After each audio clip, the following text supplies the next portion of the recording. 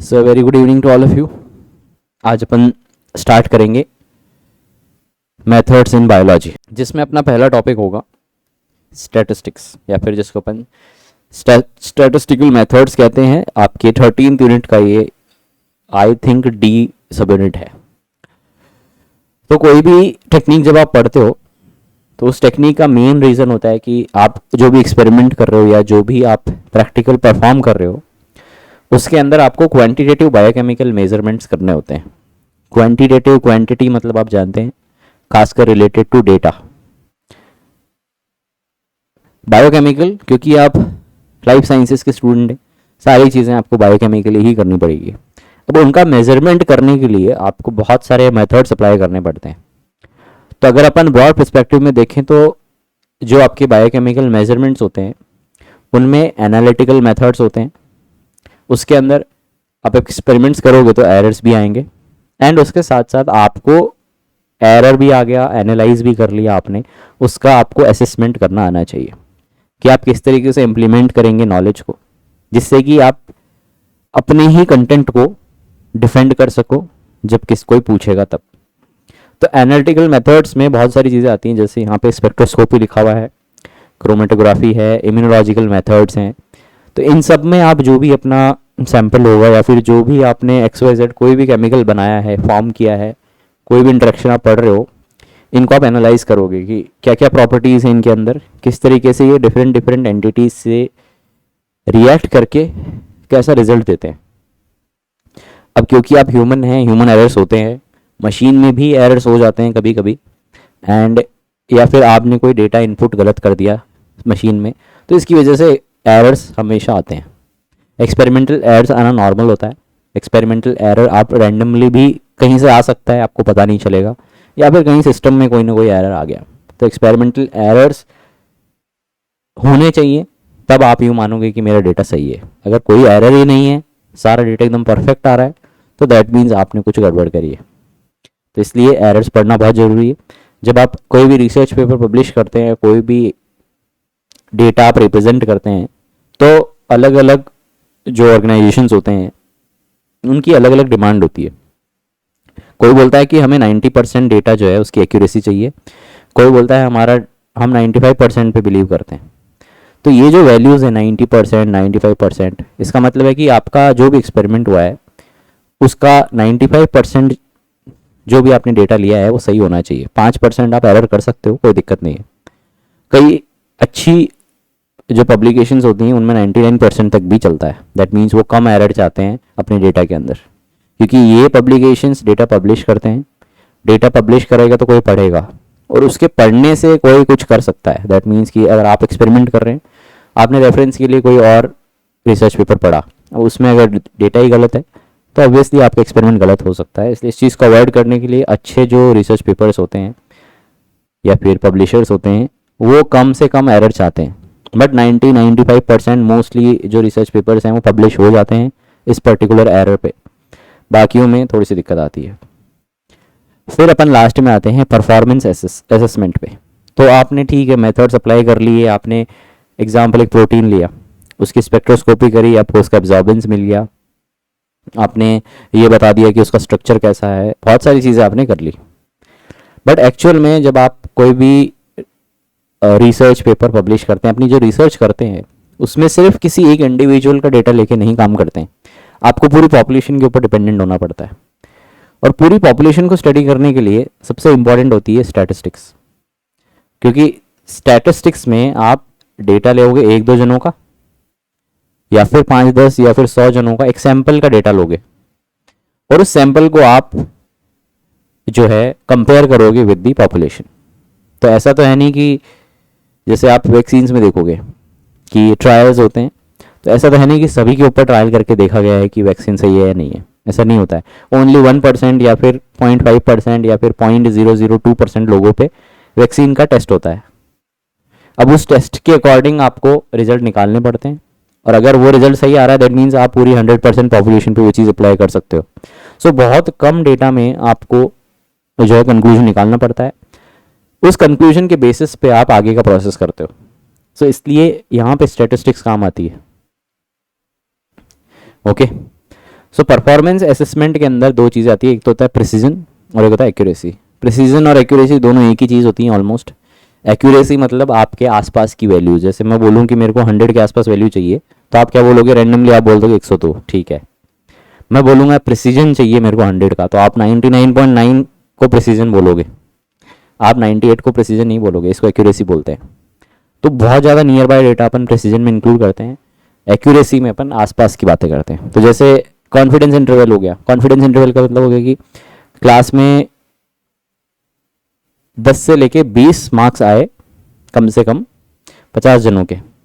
So that means उन 50 में से किसी का रैंडमली, किसी का 9 10 भी हो सकता है, किसी का 12 भी हो सकता है, किसी का 18 भी हो सकता है रैंडमली।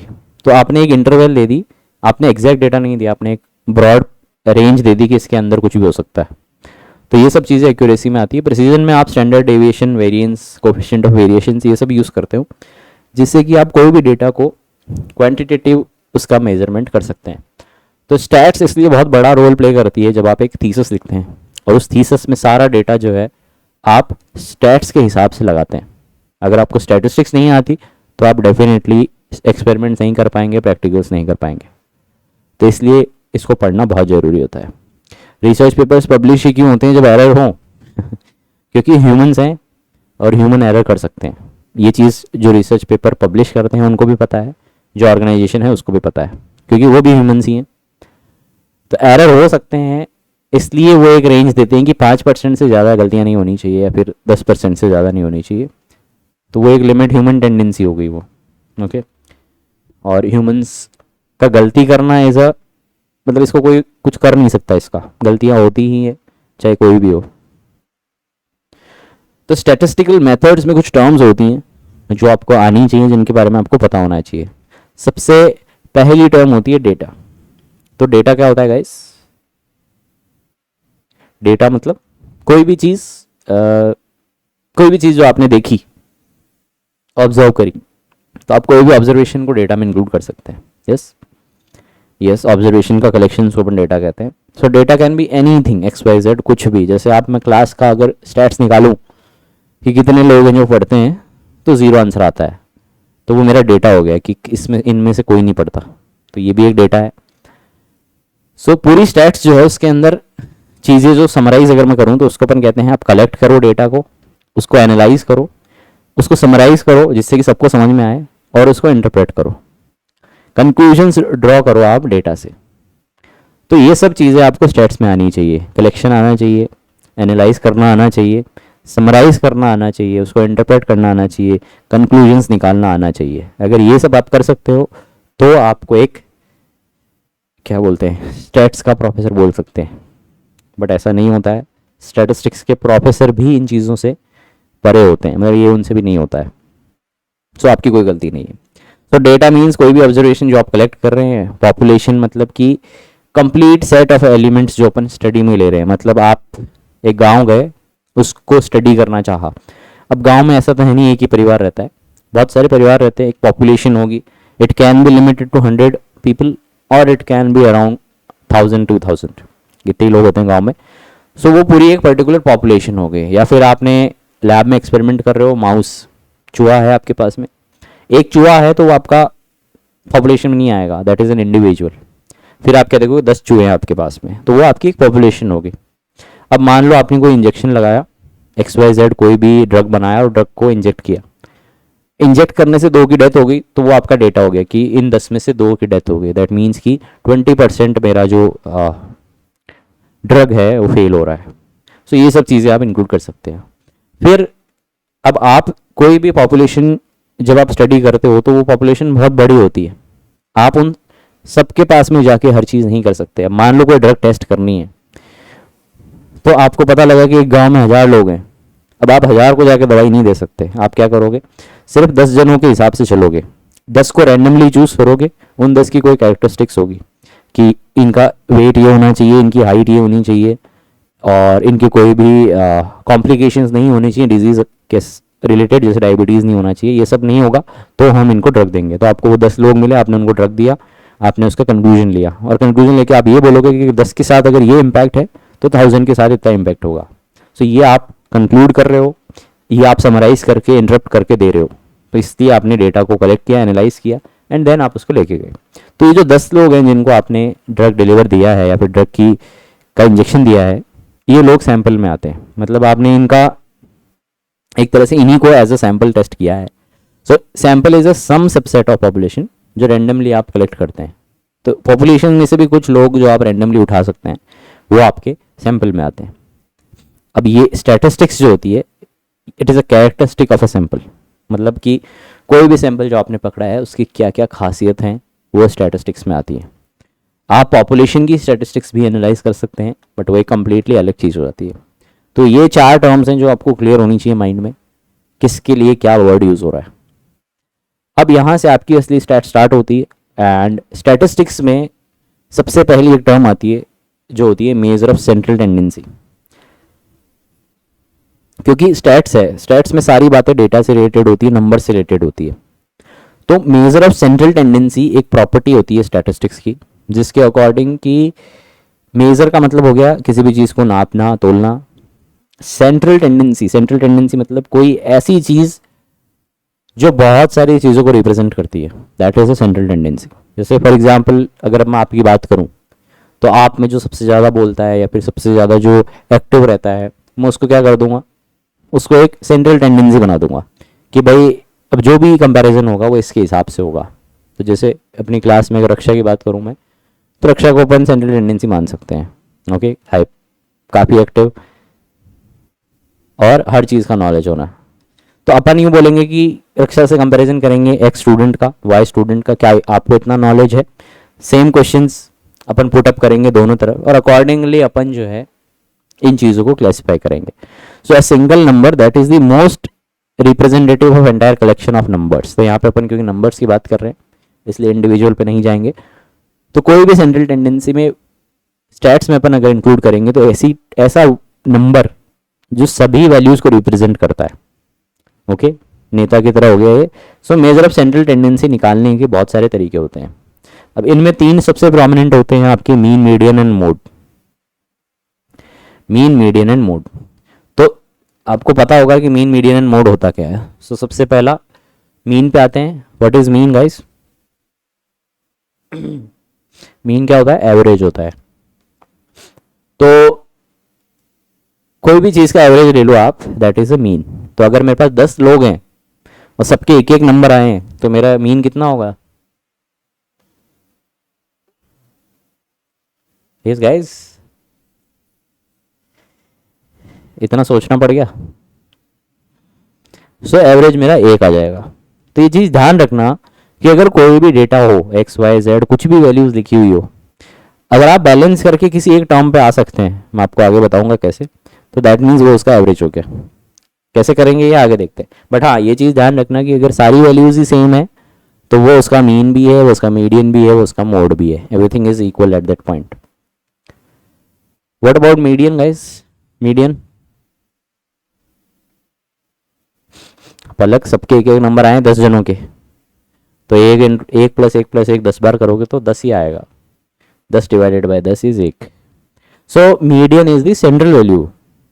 ओके, अच्छा, ऑर्डर में अरेंज करके फिर मिड वाली वैल्यू देखते हैं। Yes that is right. पहले आपको उनको अरेंज करना पड़ेगा, उनको एक ऑर्डर में लाना पड़ेगा, उसके बाद में जो सबसे सेंटर वाली वैल्यू होती है दैट इज योर मीडियन।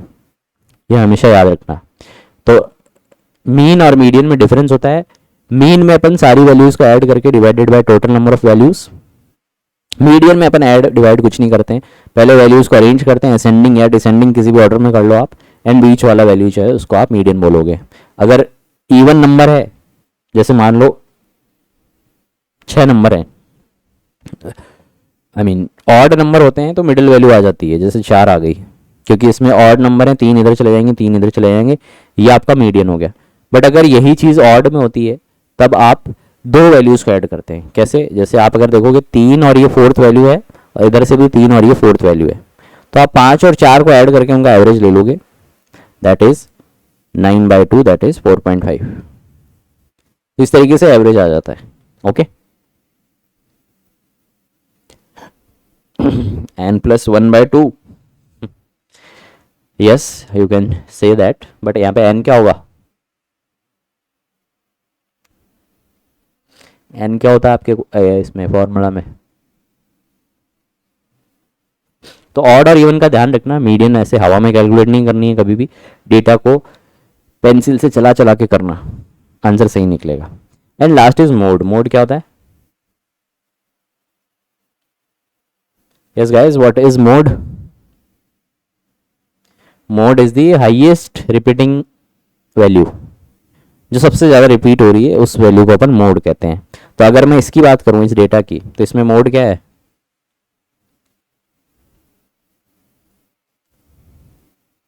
1 2 3 4 5 6 7 8 में मोड क्या होगा? 0। ठीक है, ओके। ये हो गई अपनी बातें सेंट्रल टेंडेंसी की, जहाँ पे अपन एक सेंटर में वैल्यू, मतलब एक ऐसी वैल्यू निकालते हैं जो सेंट्रल होती है, जो सबको रिप्रेजेंट करती है। अब आते हैं नेक्स्ट प्रॉपर्टी पे, जिसको नाम बोलते हैं मेजर ऑफ डिस्पर्जन। डिस्पर्जन नाम से क्लियर हो रहा है, डिस्पर्स करना, किसी चीज़ को फैलाना, ओके, या फिर दूरी बताना उसकी।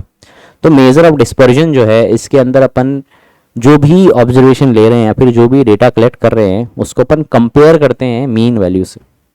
मतलब कि कितना दूर जा रही है वो, कितना उसमें डिस्पर्जन आ रहा है मीन वैल्यू से। अब डिस्पर्जन जो है, इसको अपन आगे अलग अलग तरीके से समझेंगे, डेफिनेशन वाइज ये समझ नहीं आएगी। The measure of amount of dispersion in a set of observation, that means कि एक पर्टिकुलर वैल्यू से कितना दूर जा रहा है डेटा, उसी को अपन डिस्पर्जन कहते हैं। So technique to draw comparison between population by analysing sample of those populations. तो आपने क्या किया, एक्स और वाई दो पॉपुलेशन ली और उनका मीन निकाला। इसका आया मीन 20, इसका आया 25। तो आप क्या बोलोगे कि इनमें जो डेविएशन आ रहा है, जो डिस्पर्जन आ रहा है, वो 5 का आ रहा है। एंड इट कैन बी +-5, कुछ भी हो सकता है। इसका 25 भी आ सकता है, इसका 15 भी आ सकता है। तो अकॉर्डिंगली डिस्पर्जन चेंज होता है। तो कोई भी जो सेंट्रल टेंडेंसी है, उसका जब आप डेटा डिस्ट्रीब्यूशन करते हो, डेटा डिस्ट्रीब्यूशन मतलब ग्राफिकल अपन चले जाते हैं, यस, डेविएशन टाइप रक्षा। तो डेटा डिस्ट्रीब्यूशन में कोई भी जो सेंट्रल टेंडेंसी की बात करता है, सेंट्रल टेंडेंसी में हमेशा जो वैल्यूज हैं वो एक बेल शेप कर्व के अंदर आती हैं। इस बेल शेप कर्व में अगर आपकी तीनों वैल्यूज आ रही हैं, तो अपन उसको नॉर्मल डिस्ट्रीब्यूशन कर्व कहते हैं। नॉर्मल डिस्ट्रीब्यूशन, ठीक है, हमेशा बेल शेप कर्व आएगा। इसको अपन सिमेट्रिकल डिस्ट्रीब्यूशन भी कहते हैं। That means mean is always equal to median is always equal to mode. और ये कब होता है? जब सारी वैल्यूज ऑलमोस्ट सिमिलर होती है। फिर दो टर्म्स और आती हैं, एक का नाम होता है पॉजिटिव स्कू और एक का नाम होता है नेगेटिव स्कू। तो पॉजिटिव स्कू में हमेशा जो मीन वैल्यू है वो राइट साइड में शिफ्ट करेगी, क्योंकि अपन पॉजिटिव बोल रहे हैं। और नेगेटिव स्कू में जो मीन वैल्यू है वो हमेशा लेफ्ट साइड में मूव करेगी। एक सेकेंड।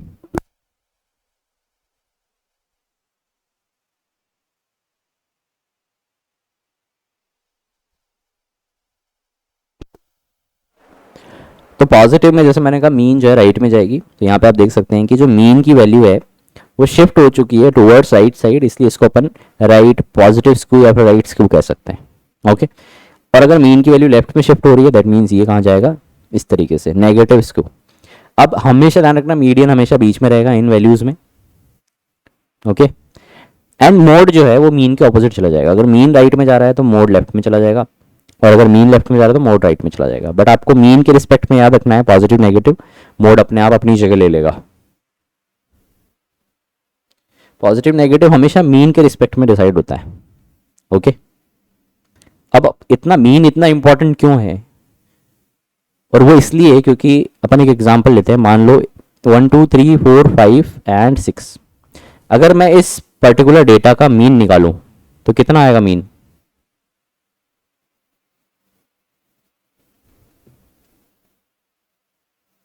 यस, मीन कितना आएगा? 5। चलो 5 ही रखो वैल्यूज, आपको सिंपल कर देते हैं। तो ये कितनी होगी टोटल? 15 बाय 5 कितना हो गया? 3 आ गया। यस, क्या कर रहे हो? 7.5, 5 6 7 8 9 10 11 12 13 14 15 15 divided by 1 2 3 4 5, that is 3। Yes Maverick, 3 आ गई मीन की value. What about median, median कितना आएगा 3, और मोड यहाँ पे है नहीं तो मोड को अपन अभी एक्सक्लूड कर देते हैं 0। अब आप देख रहे हो कि मीन और मीडियन एकदम एग्जैक्ट वैल्यूज है। बट अगर मैं यही डेटा में इस 5 की जगह लिख देता 105, तो मेरा क्या मीन में चेंज आता, मीन कितना हो जाता,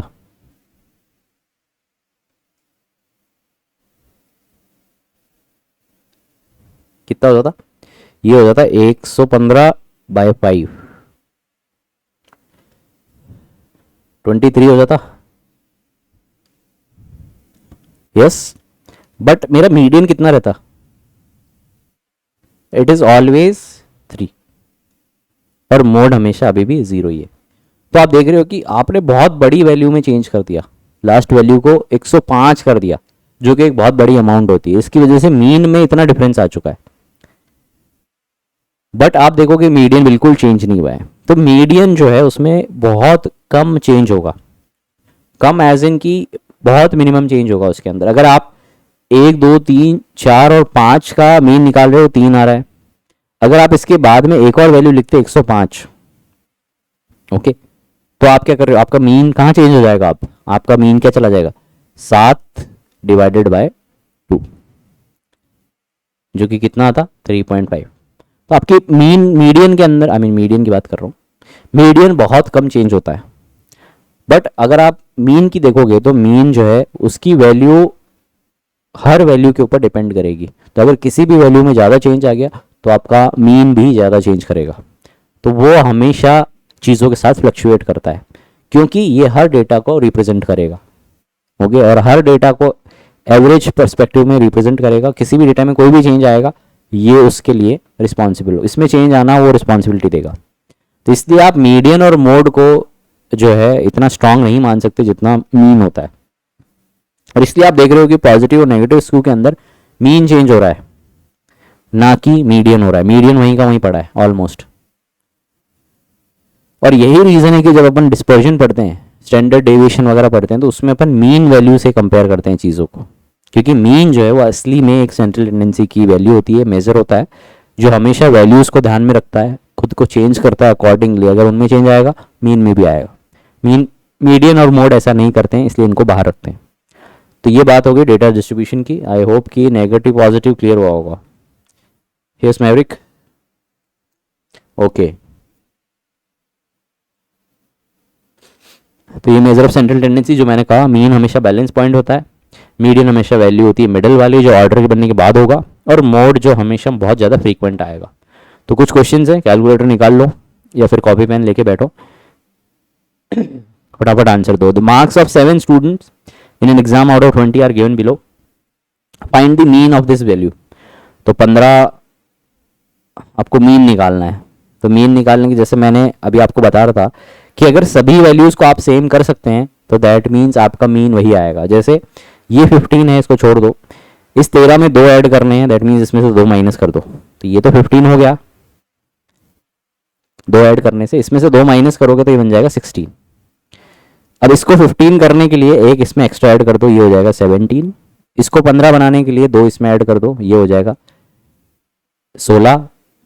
अब इसको 15 बनाने के लिए इसमें एक ऐड कर दो, ये 18 बन जाएगा। और इसको 15 बनाने के लिए 12 से 3 ऐड करने हैं, तो 3 कहाँ से आ जाएंगे, इससे। दैट मीन्स सभी की वैल्यू एवरेज 15 आ रही है, इसलिए इसका मीन जो है वो 15 आ गया। ये समझ आया? तो इसको आप थोड़ा बहुत देख सकते हैं, अगर आप जल्दबाजी में हैं, अगर आपको कैलकुलेशन नहीं करनी है, तो इस तरीके से आप इन चीज़ों को कंपेयर कर सकते हैं।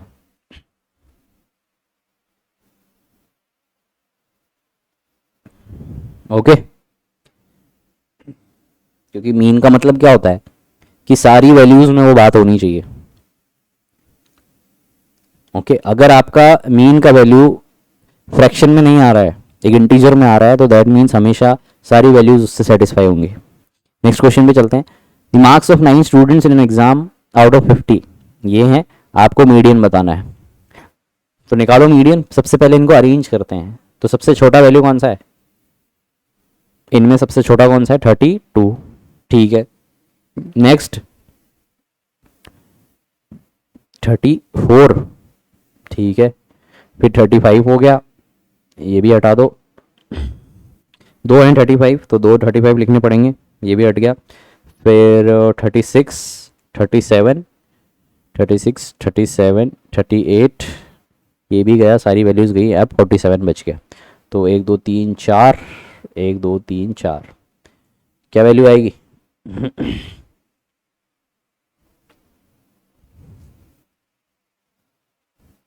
यही आएगी 35 35 70 और 1 71 के 2 बट्टा में 3 1 1 35.5 की वैल्यू आएगी। तो 35.5 जो है इसका मीडियन आएगा, ये ध्यान रखना, बीचों बीच आएगा। अब ये लास्ट है, इसका मोड आप कैलकुलेट कर ही सकते हैं, बड़ा सिंपल है। सो मोड का आंसर कितना होगा? 48, दैट इज राइट। नेक्स्ट है अपना major of dispersion.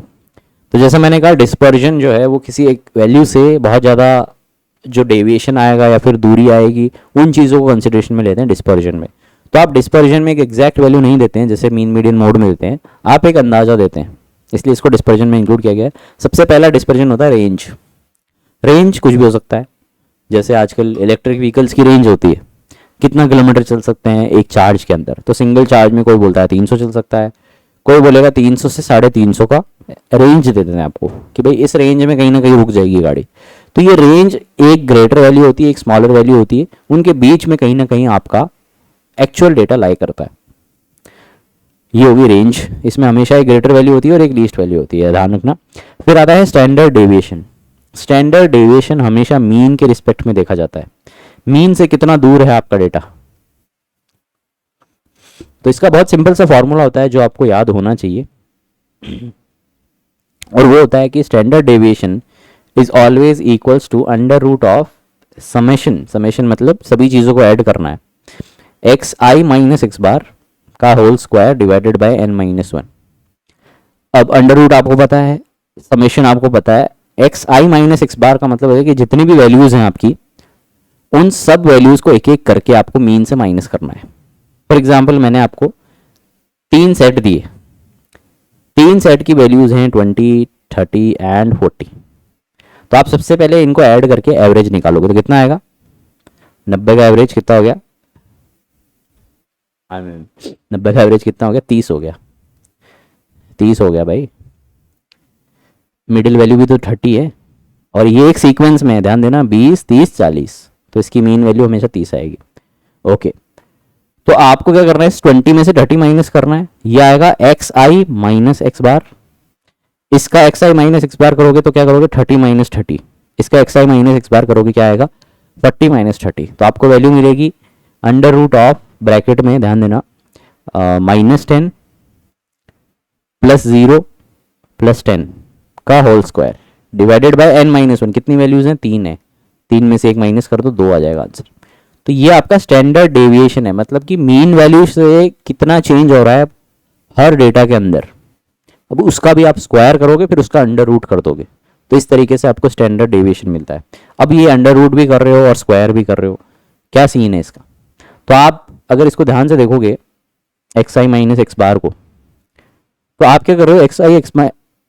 X i minus x bar का होल स्क्वायर कर रहे हो। दैट मीन्स कि कोई भी वैल्यू अगर नेगेटिव में भी आएगी तो उसको ये पॉजिटिव कर देगा स्क्वायर। तो ये जो स्क्वायर है ये उस नेगेटिविटी को हटाने के लिए है। बट अगर आप नेगेटिविटी को हटाने के चक्कर में स्क्वायर कर रहे हो तो आपको पता है -2 का भी स्क्वायर क्या होगा? 4 होगा, और +2 का स्क्वायर भी कितना होगा? 4 होगा। बट एक्चुअल वैल्यू कितनी है अपनी? 2 ही है। तो आप उसको पहले स्क्वायर करके नेगेटिव हटा रहे हो, बट आप उसको वापस अंडर रूट करके उसको एक्चुअल वैल्यू में लेके आ रहे हो, जो कि क्या है? 2। इसलिए आपने पहले स्क्वायर कर दिया और उसका अंडर रूट भी कर दिया। इस चक्कर में ये दोनों चीज़ें कैंसिल आउट हो जाती हैं और आपको स्टैंडर्ड डेविएशन मिलता है। मतलब मीन से कितना दूर या फिर कितना चेंज आया मीन से, उस चीज़ को आप डिफाइन करने के लिए स्टैंडर्ड डेविएशन यूज़ करते हो। इसको positive square root of the mean square deviation of the observation from their arithmetic mean is denoted by s. तो ये इसकी एक्चुअल डेफिनेशन है। पॉजिटिव क्योंकि सारी वैल्यू पॉजिटिव में आएगी, स्क्वायर रूट, ये स्क्वायर रूट कर दिया आपने, of the mean square deviation, mean square का डेविएशन ऑफ द ऑब्जर्वेशन। तो कोई भी ऑब्जर्वेशन से जो मीन स्क्वायर का डेविएशन आया है अरिथमेटिक मीन से, उसको आप स्टैंडर्ड डेविएशन कहते हैं। सिंपल है, इसका फॉर्मूला हमेशा याद रखना, standard deviation is always equals to summation of x i minus x bar, मतलब हर इंडिविजुअल की वैल्यू लेनी है आपको, उनका स्क्वायर करना है सबका, एंड n माइनस वन करना है। अगर वैल्यूज बहुत कम है, 30 से कम वैल्यूज गिवन है आपको, तो n माइनस वन यूज होता है। मोर देन 30 है, बड़ी पॉपुलेशन है, तो उसको अपन कैपिटल N में इंक्लूड करते हैं। दैट मीन्स जो मैंने 1 2 3 बताए, अब आपने अभी कितनी वैल्यूज कंसिडरेशन में ली, 2 में। बट अगर बहुत ज़्यादा डेटा है तो सारी वैल्यूज कंसिडरेशन में ली जाती है। तो अगर कैपिटल N की बात करूँ तो यहाँ पे कैपिटल N 3 होगा, n माइनस वन होगा 2। तो ये चीज़ ध्यान रखना। नेक्स्ट है coefficient of variation. Coefficient of variation is the standard deviation जो भी आया आपका, उसका percentage of the mean. Percentage of the mean का मतलब हो गया कि s is equals to, I mean coefficient of variation CV is equals to s का परसेंटेज, s का जितना भी आएगा वैल्यू उसका परसेंटेज निकाल दो और उसको मीन वैल्यू से डिवाइड कर दो। ये हो गया आपका कोफिशिएंट ऑफ वेरिएशन। यहाँ देखो आप, coefficient of variation is standard का परसेंटेज निकाल लो और उसको मीन से डिवाइड कर दो, तो ये आपका आ जाएगा कोफिशिएंट ऑफ वेरिएशन। जबकि स्टैंडर्ड डेविएशन क्या है, x i minus x bar का whole square upon n minus one. यहाँ पे n minus one is the degree of freedom, या फिर जितनी पॉपुलेशन उसमें से एक कम कर दो, एक्स बार मीन और एक्स आई क्या है, ऑब्जर्व डेटा है। तो ये हो गया कोफिशिएंट ऑफ वेरिएशन। डेफिनेशन हमेशा फार्मूले से बनती है, इसलिए जो फॉर्मूले में लिखा हुआ है वही चीज़ यहाँ लिखी हुई है। Standard deviation s expressed as a percentage, that means x 100% of the mean. Of the mean का मतलब है मीन नीचे आ गया। ये हो गया आपका कोफिशिएंट ऑफ वेरिएशन। फिर आता है लास्ट वेरिएंस। वेरिएंस जो है वो स्टैंडर्ड डेविएशन का स्क्वायर होता है। अगर आप इसका स्क्वायर कर दोगे तो अंडर रूट हट जाएगा, तो आपका फॉर्मूला क्या बन जाएगा, s square is equal to summation of x minus x bar का whole square divided by n minus one. बहुत सिंपल है, यही आपका फॉर्मूला निकल जाता है। तो ये 3 टर्म्स हैं जो standard, I mean measure of dispersion में काम आती है। Standard deviation which is equals to under root square of summation of x i minus x bar का whole square divided by n minus one. उसी का percentage निकाल दोगे mean से, तो आ जाएगा आपका कोफिशिएंट ऑफ वेरिएशन, और स्टैंडर्ड डेविएशन का स्क्वायर कर दोगे तो आपको मिल जाएगा वेरिएंस। ये तीनों टर्म्स क्लियर हैं। तो वेरिएंस क्या हो गया, the mean of square of the differences between each value and the mean value, it is also the square of standard deviation, hence the symbol S square. ये clear है तीनों terms guys, तीनों चारों, mean median mode including data वगैरह सब।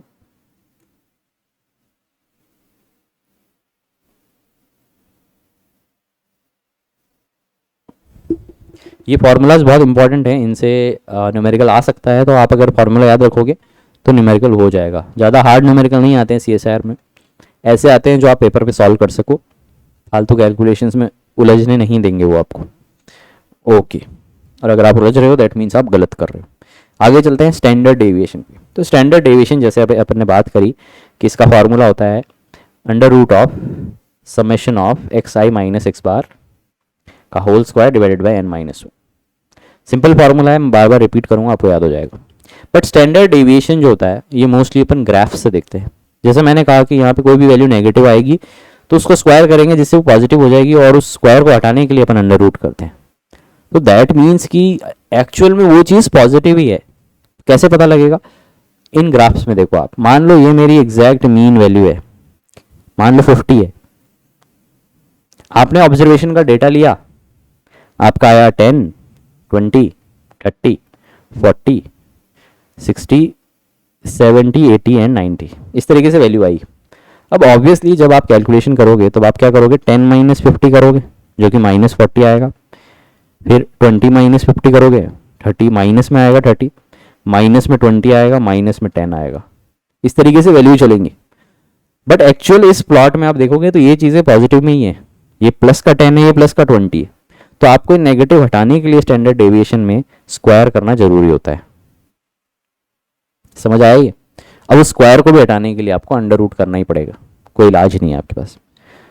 तो इस तरीके से ये फॉर्मूला बनते हैं, इसी को अपन रूट मीन स्क्वायर कहते हैं। ओके, अब स्टैंडर्ड डेविएशन जो है इसको हम हमेशा एक एवरेज से डिनोट करते हैं जो कि मीन होता है, कि कोई भी वैल्यू मीन वैल्यू से कितना दूर है। अब जब अपन डेटा पढ़ते हैं, डेटा को एनालाइज करते हैं, तब डेटा के कुछ प्रॉपर्टीज होती हैं, और उन प्रॉपर्टीज में से एक स्टैंडर्ड डेविएशन जो है वो कंक्लूड करता है। इसको अपन इंपेरिकल रूल कहते हैं। ये हमेशा स्टैंडर्ड डेविएशन के साथ एसोसिएटेड होता है। According to empirical rule 68% data जो है आपका, कोई भी XYZ एक्सपेरिमेंट का 68% डेटा हमेशा लाई करता है ±1 स्टैंडर्ड डेविएशन के अंदर अंदर। स्टैंडर्ड डेविएशन के ±1 वैल्यू के अंदर अंदर आपका 68% डेटा लाई करेगा। According to empirical rule 95% data आपका ±2 स्टैंडर्ड डेविएशन में आएगा, 99% डेटा आपका ±3 स्टैंडर्ड डेविएशन में आएगा। ये है इंपेरिकल रूल। अब क्या कहना चाहता है ये समझ नहीं आया। तो यहाँ पे एक टर्म आती है सबसे पहले जिसको अपन म्यू कहते हैं। Mu is your population mean. अभी तक अपन क्या देख के आए हैं, एक्स बार, जिसको अपन मीन कह रहे थे।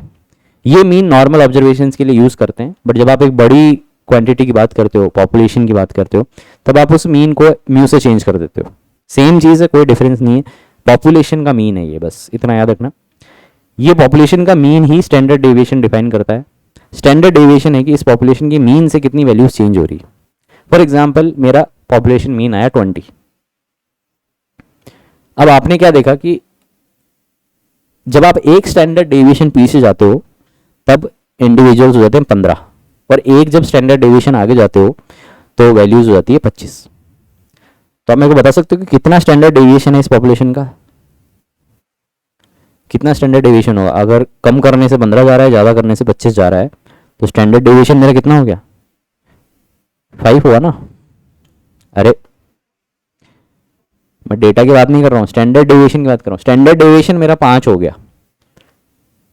तो अगर मैं बोल रहा हूँ कि किसी भी वैल्यू का स्टैंडर्ड डेविएशन मान लो 10 है, मैंने बोला 100 वैल्यू है मेरी मीन वैल्यू और उसका स्टैंडर्ड डेविएशन 10 है, दैट मीन्स कि ±1 अगर मैं स्टैंडर्ड डेविएशन करूंगा तो मेरी वैल्यूज की रेंज आ जाएगी 90 से 110। यस, और ये जो रेंज है इसी के अंदर आपका 68% डेटा लाई करेगा। एग्जाम्पल ले लेते हैं, क्लास में टेस्ट हुआ, बच्चों ने एग्जाम दिया, एग्जाम देके रिजल्ट आया, रिजल्ट में पता लगा कि ऑन एवरेज क्लास में 50 नंबर आए हैं बच्चों के, एवरेज 50 मार्क्स है। ठीक है, एग्जाम कितने लोगों ने दिया, 100 जनों ने, और स्टैंडर्ड डेविएशन जो है वो है 2 नंबर का। तो आपको बताना है कि 68% जो बच्चे हैं उनके कितने नंबर आए होंगे, किस रेंज में नंबर आए होंगे। yes?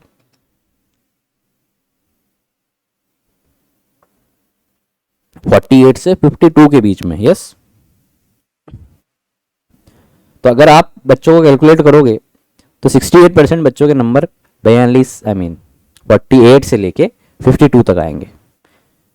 और अगर 95% की बात करूं तो कितने में आएंगे, 46 से लेके 54 तक। यस, तो ऑब्वियस सी बात है कि कोई भी मीन वैल्यू है उसका पहला स्टैंडर्ड डेविएशन जो है वो कम लोगों को इंक्लूड करेगा, उसका और ज़्यादा स्टैंडर्ड डेविएशन लोगे तो और ज़्यादा बच्चे उसमें इंक्लूड हो जाएंगे, और ज़्यादा लोगे तो और हो जाएंगे। तो स्टैंडर्ड डेविएशन के ±3 के अंदर की रेंज में 99% डेटा लाया कर जाता है। ये चीज़ को ही अपन एम्पेरिकल रूल कहते हैं। ये हर जगह इंप्लीमेंट होता है, यूनिवर्सल लॉ है। इस चीज़ को याद रखना, ये चीज़ बहुत इंपॉर्टेंट है, आपके काम आएगी आगे जब आप प्रैक्टिकल्स वगैरह करोगे तो वहाँ पे एक स्टैंडर्ड डेविएशन कैलकुलेट कर लो और एक मीन वैल्यू कैलकुलेट कर लो, फिर बता दो कि मेरा जो डेटा है वो इस पर्टिकुलर रेंज में आ रहा है। तो अमाउंट ऑफ वेरिएशन और dispersion from the average value that is always a mean. Low deviation, standard deviation means that data is very close to the mean value, and high obviously means it is spread out in the mean. Now the mathematical nature of normal distribution is such that 68.2% of the area under the curve is within one standard deviation, either side में include करने के बाद ही, and 95.5% of the area under the curve is within 2 standard deviation and 99.7 within the 3 standard deviation. This is known as empirical rule. Exactly 95% of the area under the curve falls between the mean value, between the mean and 1.96 standard deviation, जो कि कितना है, almost 2 है. So the precision of a data set is commonly expressed as 1 standard deviation of the mean. तो आप इन चीज़ों से बहुत सारी चीज़ें कंक्लूड कर सकते हो। खासकर इसके ऊपर क्वेश्चंस बहुत अच्छे बनते हैं और ये टॉपिक इतना सिंपल है, न्यूमेरिकल आएगा इसको, आपको सिर्फ ये ग्राफ बनाना है और आंसर निकालना है। तो अगर मैं बोल रहा हूँ कि मेरा 68% डेटा जो है इस रेंज में है, तो ये आधी रेंज में कितना डेटा हुआ? इस गाइस आधी रेंज में कितना डेटा हुआ? 34% हुआ। यस। और अगर मैं बोल रहा हूँ 95 इसमें है, तो इसमें आधे में कितना हुआ? 95 का आधा कर दोगे कितना आएगा? 7.5।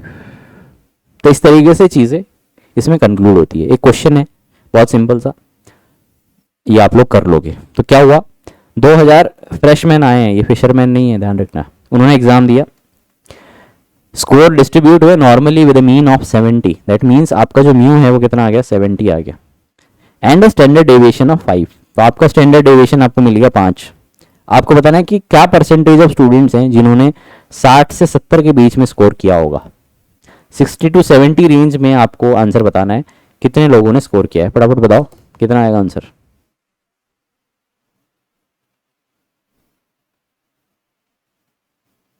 सिंपल है, जस्ट ग्राफ बनाओ और आंसर निकल जाएगा।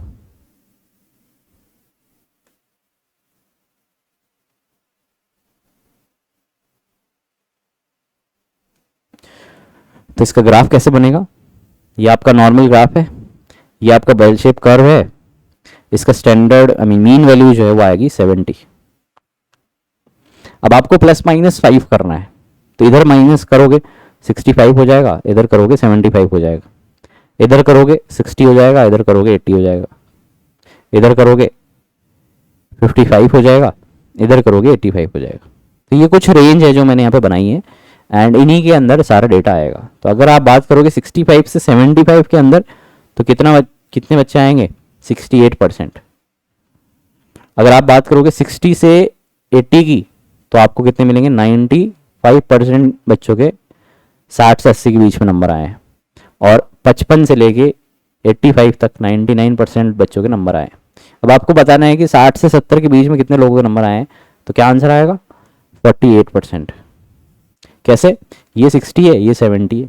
अब आपको पता है कि ये मीन है अपना, तो अगर ये दोनों 68 हैं तो ये कितना हो गया?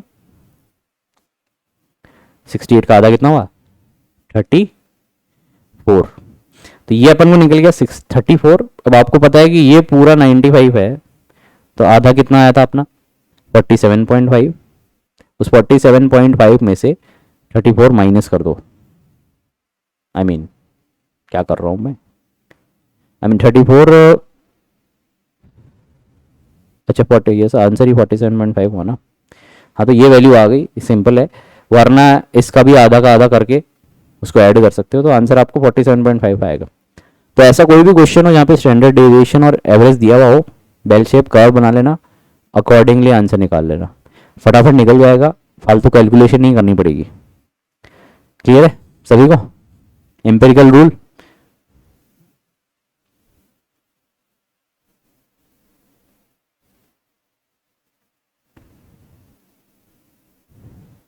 ओके, नेक्स्ट अपन चलते हैं बाइनोमियल इक्वेशन पे। सो आपको याद होगा अपन ने ये जेनेटिक्स में भी करी है। बाइनोमियल इक्वेशन तब यूज करते हैं जब आप कोई भी इवेंट जो है वो रैंडमली हो रहा है, ठीक है, अनऑर्डर्ड है, उसमें कोई ऑर्डर नहीं है इवेंट होने का। बेस्ट एग्जांपल है इसका बर्थ, चाइल्ड की बर्थ। तो जब कोई भी चाइल्ड की बर्थ होती है तो it can be a boy, it can be a girl. आपको पता नहीं है क्या होगा, बट प्रोबेबिलिटी आपको पता है कि हाफ प्रोबेबिलिटी है कोई सा भी हो जाए। ओके, तो बाइनोमियल डिस्ट्रीब्यूशन में अपन अनऑर्डर्ड इवेंट की बात करते हैं एंड इसका जो सिंपल फार्मूला है वो आपको याद होगा कि n फैक्टोरियल मतलब कितनी बार इवेंट हुआ है एंड x फैक्टोरियल कितना आपको सक्सेस चाहिए। तो उस कितना हुआ उसमें से आप सक्सेस माइनस कर सकते हैं, p की पावर x, q की पावर n माइनस एक्स। बड़ा सिंपल था, इसके क्वेश्चंस भी अपन ने किए थे, नहीं किए होंगे तो भी कोई दिक्कत नहीं है। तो फॉर एग्जांपल जैसे 5 बच्चे हुए किसी इंडिविजुअल के। अब क्या प्रोबेबिलिटी है कि शुरू के 2 लड़के होंगे और लास्ट के 3 लड़कियां होंगी, इसकी क्या प्रोबेबिलिटी है? तो आप इस फॉर्मूले को यूज़ कर सकते हैं। तो क्या आंसर आएगा गाइस? तो आप इसमें कैसे यूज़ करोगे? बाइनोमियल डिस्ट्रीब्यूशन, क्योंकि अनऑर्डर्ड है, पता नहीं है लड़का पहले होगा लड़की पहले होगी, बट आपको ये पूछा है, तो आप क्या करोगे? You will do this 5 into 4 into 3 into 2 into 1, ये हो गया 5 का फैक्टोरियल डिवाइडेड बाय एक्स। आपको क्या चाहिए? 2 लड़के चाहिए, तो आपने क्या किया? 2 इंटू 1 किया, इसका फैक्टोरियल कर दिया 2 का। अब 5 में से 2 माइनस करो तो कितना आएगा? 3, तो 3 इंटू 2 इंटू 1, ये फैक्टोरियल हो गया 3 का। अब पी जो है आपका सक्सेस का, मतलब आपको 2 लड़के चाहिए, तो 2 लड़के मतलब हाफ प्रोबेबिलिटी है 2 लड़के आने की, वो 2 बार होगा मल्टीप्लाइड बाय लड़की। अब रिमेनिंग कौन सा है? लड़की का है, तो हाफ मल्टीप्लाइड बाय हाफ की पावर 3। तो इस तरीके से आप इसको सॉल्व कर सकते हैं। इसको 2 3 के बजाय इसको 5 बार कर दो, हाफ, सिंपल हो जाएगा। 1 2 3 4 5, तो यहाँ से 2 गया, यहाँ से 3 गया, यहाँ से 2 गया, यहाँ से 2 गया, यहाँ से 4 भी चला गया, कितना आया ऊपर? 5 डिवाइडेड बाय 4 8 16।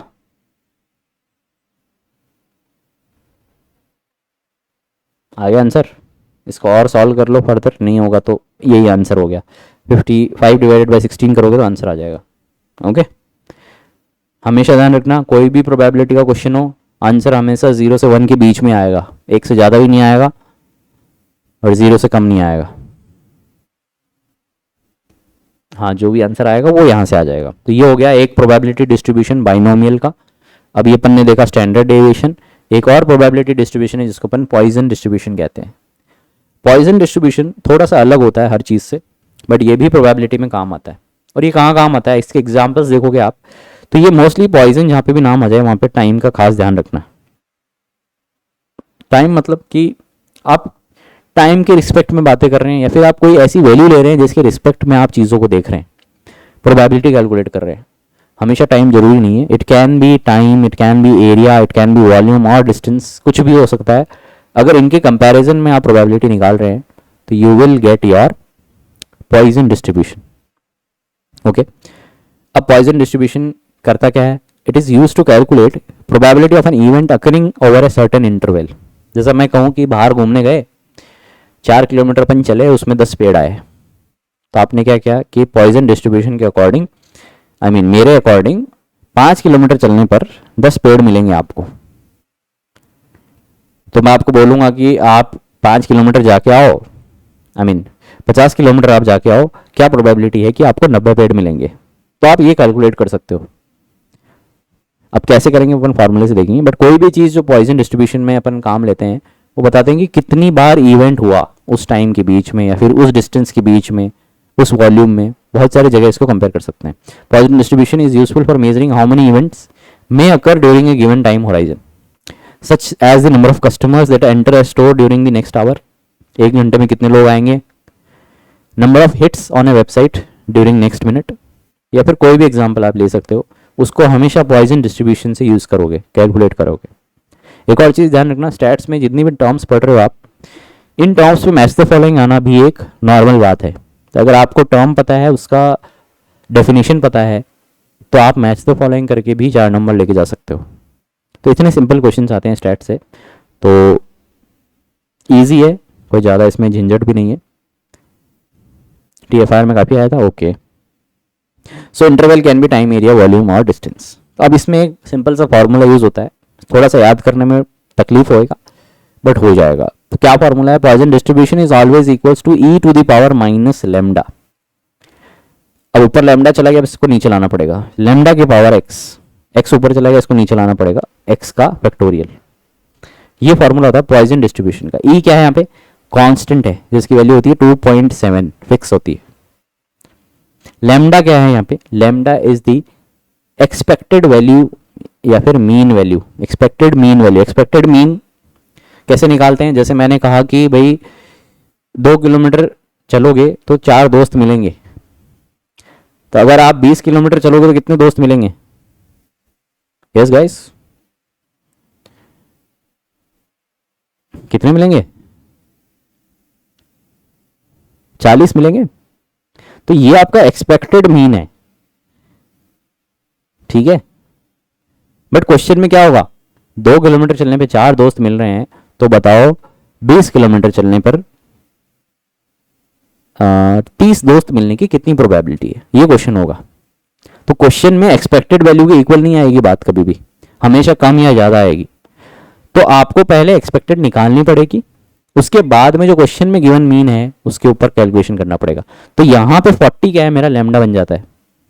तो ई 2.71 की पावर -40, फिर 40 की पावर एक्स का मतलब हो गया ये वाली, एक्स क्या है, number of success of the event.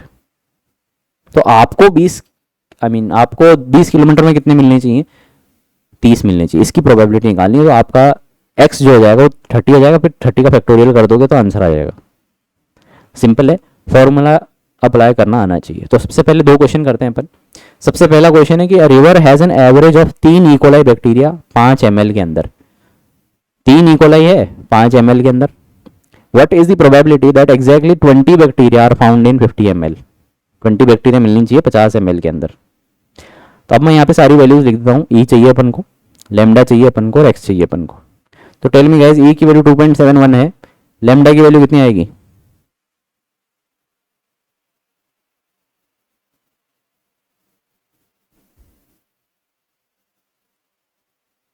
तो आपने बोला भाई 5 ml में 3 बैक्टीरिया मिल रहे हैं, अपन को पूछा है 50 ml का, तो आप 50 में एक्सपेक्टेड कितना आएगा, 30 आएगा। क्वेश्चन में गिवन पूछा कितना है, 20 पूछा है। तो आपका फॉर्मूला सिंपल हो गया, 2.71 की power minus lambda that mean -30, 30 की पावर 20 एंड 20 का फैक्टोरियल। सिंपल है, कैलकुलेट करोगे आंसर आ जाएगा। क्या आंसर आएगा,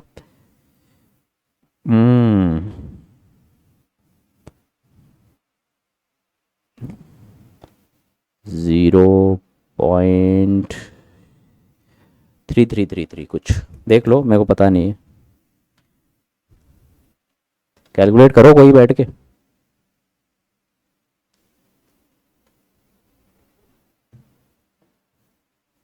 ये क्या कैलकुलेटर भी फेल हो जाएगा,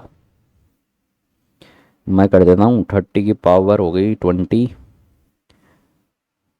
मल्टीप्लाइड बाय 2.71 की पावर हो गई -30, जो भी आएगा डिवाइडेड बाय 20 का फैक्टोरियल 0.014। यस, 0.0146967, 0.014 ऐसा कुछ आंसर आएगा। बट ऐसे कॉम्प्लेक्स क्वेश्चन नहीं आते हैं, एक आइडिया देने के लिए आपको। चलो नेक्स्ट क्वेश्चन का आंसर दो फटाफट। The mean number of bacteria per millilitre of a liquid is known to be 6। Find the probability that in 1 ml of liquid there will be 2 bacteria. ये थोड़ा सिंपल है, आपसे हो जाएगा।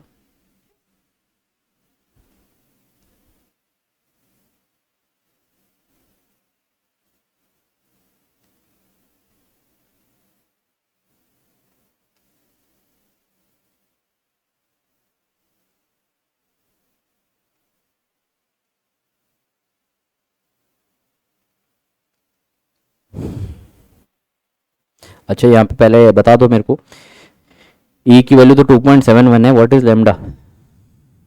ये बोल रहा है कि 1 ml में आपको 6 बैक्टीरिया मिलेंगे, तो 1 ml में आपको पूछा है कि 2 बैक्टीरिया मिलने की प्रोबेबिलिटी कितनी है। यस गाइस, लेमडा क्या होगा,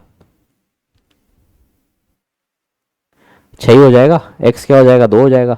सिंपल है।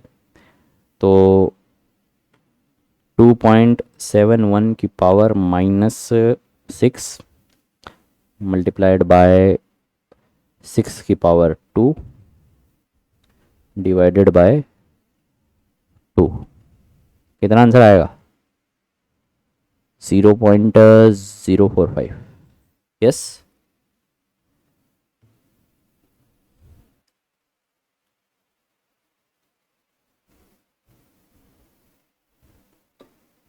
इंटरवल क्या क्या हो सकता है, मतलब कहाँ पे इंटरवल,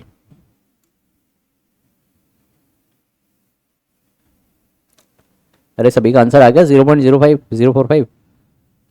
इंटरवल कोई भी चीज़ जो आप मेज़र कर सकते हैं, टाइम, वॉल्यूम, एरिया, डिस्टेंस।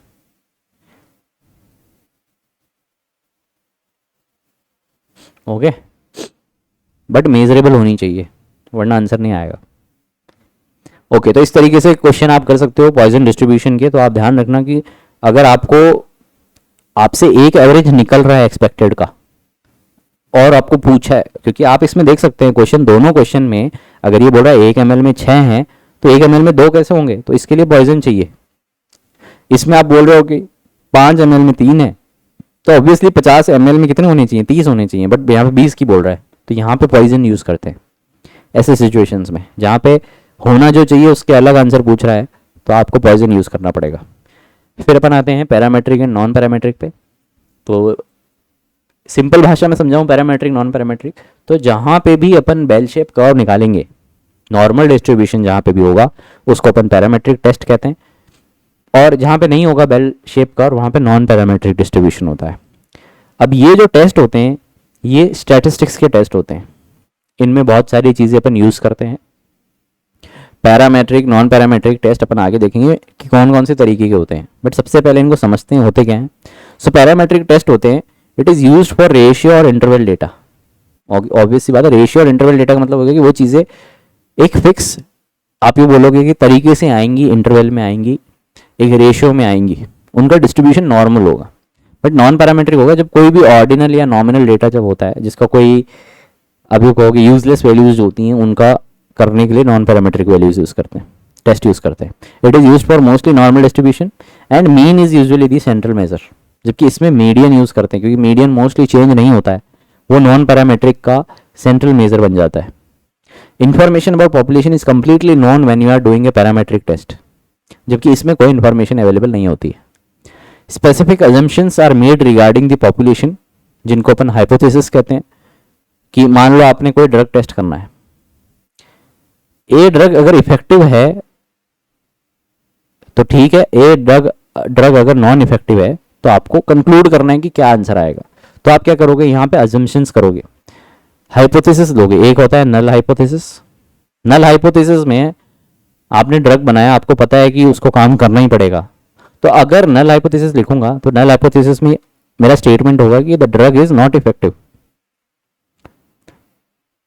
मतलब आपने इसको नल बना दिया है। जो भी आप आंसर चाहते हो उसका उल्टा लिखोगे हमेशा नल हाइपोथेसिस में। ऑल्टरनेट हाइपोथेसिस होता है दूसरा नाम। ऑल्टरनेट हाइपोथेसिस में आप लिखोगे कि ड्रग इज इफेक्टिव। तो जब भी आप कोई स्टैटिस्टिक्स में टेस्ट करते हैं तो उसमें आपको ये पहले दो टर्म्स लिखनी पड़ती है। नल हाइपोथेसिस मेरा ये होगा कि drug is not effective, alternative hypothesis होगा ड्रग इज इफेक्टिव। तो आप अब क्या करोगे, नल हाइपोथेसिस को या तो एक्सेप्ट करोगे, आपके डेटा से आंसर आएगा कि नल हाइपोथेसिस एक्सेप्ट हो गया है, दैट मीन्स आपका ड्रग इफेक्टिव नहीं है, या फिर आप नल हाइपोथेसिस को रिजेक्ट कर दोगे। तो ये होता है स्टैटिस्टिक्स में टेस्ट का मतलब। आप पहले एक थ्योरी पे आओगे, उस थ्योरी को आप स्टैट्स की हेल्प से प्रूफ करोगे। उसमें थ्योरीज आप दो दोगे, एक थ्योरी जो होगी और एक जो नहीं होगी। अब उनमें से कौन सी सही है, या फिर जो होनी थी वो हो रही है या नहीं हो रही है, या फिर जो नहीं होनी थी वो हो रही है या नहीं हो रही है, इन चीज़ों को कंक्लूड करना ही आप टेस्ट में इंक्लूड करोगे। हाइपोथेसिस और अजम्पशन में कोई डिफरेंस नहीं है, ठीक है, सेम नाम है। ये क्या हो रहा है ये गोलमोल बातें हो रही हैं। ओके, और यहाँ पे कोई अजम्पशन नहीं होता है। नॉन पैरामेट्रिक में हवा में बातें चलती है, जो आप लोग सोच रहे हो कि क्या हो रहा है वो सब इसमें होता है, नॉन पैरामेट्रिक टेस्ट में होता है। यहाँ पे कोई अजम्पशन नहीं होती है, सिंपल रखते हैं चीज़ों को आलसियों की तरह और चलते हैं। तो पैरामेट्रिक और नॉन पैरामेट्रिक टेस्ट हर सिचुएशन का अलग अलग होता है। तो आपको ये नाम पता होनी चाहिए, ये पर्टिकुलर चार्ट जो है पता होना चाहिए, क्योंकि इसमें भी मैच द फॉलोइंग आते हैं। तो सबसे पहला एनालिसिस है मेरा कि आपको कंपेयर करना है मीन वैल्यू को बिटवीन दो इंडिपेंडेंट ग्रुप्स। दो इंडिपेंडेंट कोई भी ले लो, जैसे एक ले लो रक्षा और एक ले लो मनुष्य। भाई रक्षा तो अच्छा गाती है और मनुष्य अच्छा नहीं गाती है, ये अपन को कंक्लूड करना है। तो आप क्या करोगे, पैरामेट्रिक अगर आपको टेस्ट करना है, मतलब आपको हाइपोथेसिस लेनी है, हाइपोथेसिस नहीं लेनी है, तो पैरामेट्रिक टेस्ट में आप इसको कंपेयर करने के लिए 2 सैंपल टी टेस्ट करोगे, क्योंकि 2 सैंपल है ये, एक रक्षा सैंपल है एक मनुष्य सैंपल है। दोनों सैंपल को आप अलग अलग पढ़ोगे और आंसर निकालोगे। तो पैरामेट्रिक टेस्ट में 2 सैंपल टेस्ट होता है जब आप इंडिपेंडेंट ग्रुप्स की बात करते हो, और नॉन पैरामेट्रिक में आप जो है विल्सन रैंक सम टेस्ट करते हो या मैन वेटनी यू टेस्ट करते हो। ये दो नाम होते हैं। तो इसमें ध्यान रखना कि विल्सन का रैंक सम टेस्ट होता है और एक नाम होता है विल्सन का साइन रैंक, दो अलग अलग जगह यूज होता है।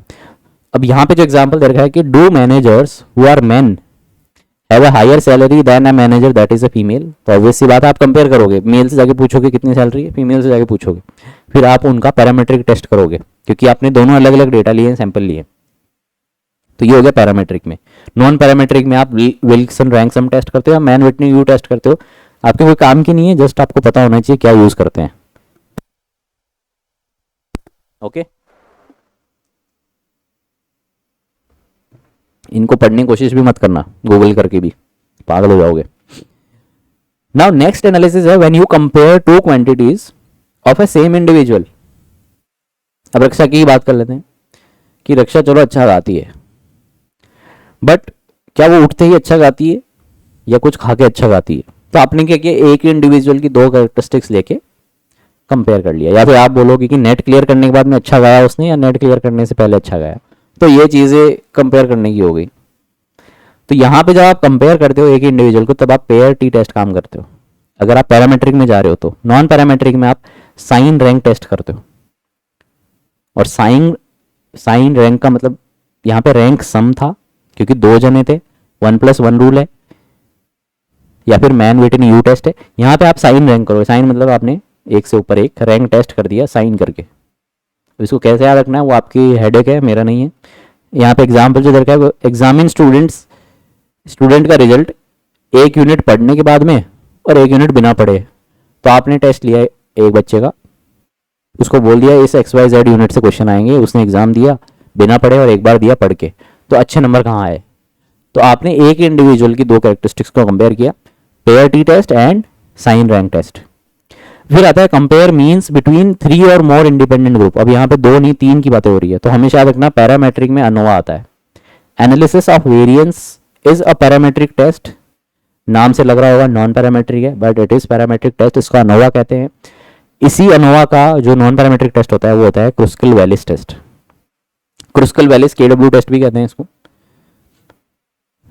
Best example is there a difference in crop yield if farmer uses a fertiliser A, B और C। तो A फर्टिलाइजर डाला 20 मेट्रिक टन गेहूं प्रोड्यूस हुआ, B डाला 30 मेट्रिक टन हुआ, C डाला 15 मेट्रिक टन हुआ। तो आपको इन तीनों में कंपेयर करके बताना है कि किसका इफेक्टिव है, कौन सा फर्टिलाइजर इफेक्टिव है। तो आपने एनोवा किया अगर आपको पैरामेट्रिक करना है, अगर आपको नॉन पैरामेट्रिक करना है तो आपको क्रुस्कल वैलिस टेस्ट करना है। लास्ट है अपना कोरिलेशन, मतलब आपको डिग्री ऑफ एसोसिएशन बताना है दो लोगों में। भाई अगर आप जा रहे हो तो ही आपकी सहेली स्कूल जाएगी वरना नहीं जाएगी, तो ये कोरिलेशन हो गया। तो कोई अगर तीसरा इंडिविजुअल देखेगा वो बोलेगा कि ये आ रही है तो ही ये आ रही है, जब ये नहीं आ रही तो ये भी नहीं आ रही है, तो एक कोरिलेशन हो गया। Does the number of hours a person spend on social media effects the hour they will sleep at night. तो आप कंपैरिजन कर रहे हो दो चीज़ों का, दोनों को आप ऐसे दिखाना चाहते हो कि ये एक ही चीज़ है। इसमें अपन पैरामेट्रिक में हमेशा पियर्सन कोफिशिएंट टेस्ट यूज करते हैं। पियर्सन कोफिशिएंट ऑफ कोरिलेशन इसका पूरा नाम है, P से पैरामेट्रिक, P से पियर्सन। नॉन पैरामेट्रिक में अपन स्परमैन्स रैंक कोरिलेशन करते हैं, ये अलग है दोनों ही कोरिलेशन के टेस्ट, या फिर आप इनको कोरिलेशन में भी पढ़ सकते हैं। आई मीन क्या नाम था वो, इस रिग्रेशन एंड कोरिलेशन दो टर्म्स आती हैं, तो यहाँ पे आप इसको यूज कर सकते हैं। ओके, तो ये बात होगी पैरामेट्रिक और नॉन पैरामेट्रिक की। अब मैं आपको जो है चार्ट दूंगा, आपको बताना है कि पैरामेट्रिक कौन सा काम में आएगा, नॉन पैरामेट्रिक कौन सा आएगा। यहाँ से स्टार्ट करते हैं। Estimate the degree of association between two quantitative variables is systolic blood pressure associated with patients age. तो अगर आप पैरामेट्रिक में जा रहे हो तो कौन सा यूज करोगे?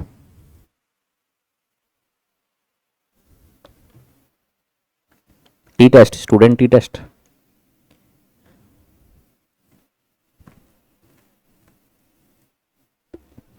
यस गाइस, कौन सा पैरामेट्रिक टेस्ट है? Pair two test. पढ़ा ध्यान से क्या सिचुएशन है? Two sample test. भाई साहब, estimate the degree of association between two variables. इसने पूछा है कि is systolic blood pressure associated with men's age. क्या उम्र के साथ साथ सिस्टोलिक प्रेशर बढ़ेगा या नहीं बढ़ेगा? तो ये कोरिलेशन का है। कौन सा कोरिलेशन है? पियर्सन का कोरिलेशन है, ठीक है, अगर आप पैरामीट्रिक की बात कर रहे हो तो। और अगर नॉन पैरामीट्रिक की बात कर रहे हो तो स्पर्मेन का है।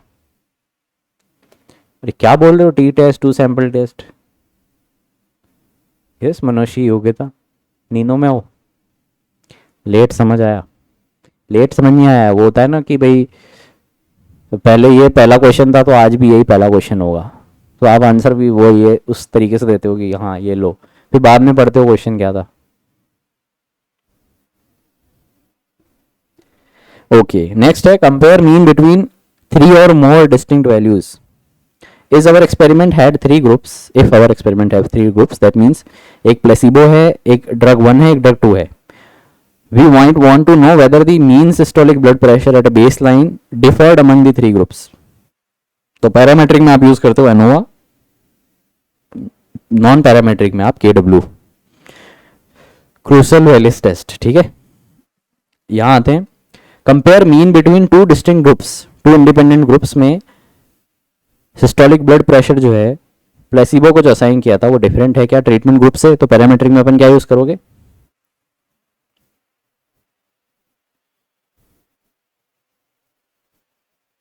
इस 2 सैंपल टी टेस्ट।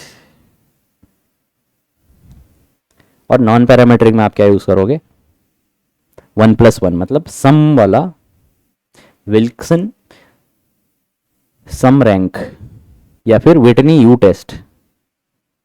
और अगर कंपेयर करोगे एक ही इंडिविजुअल की 2 क्वांटिटीज को, तब आप क्या करोगे, पेयर्ड टी टेस्ट। यस, और नॉन पैरामेट्रिक में क्या यूज करोगे, साइन रैंक्ड। ये क्लियर है कौन सी कहां यूज करनी है टेक्निक।